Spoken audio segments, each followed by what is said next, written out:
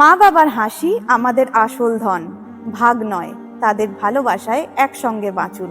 মা বাবা তাদের প্রতিটি সন্তানকে সমান আদর, ভালোবাসা আর যত্ন দিয়ে মানুষ করেন।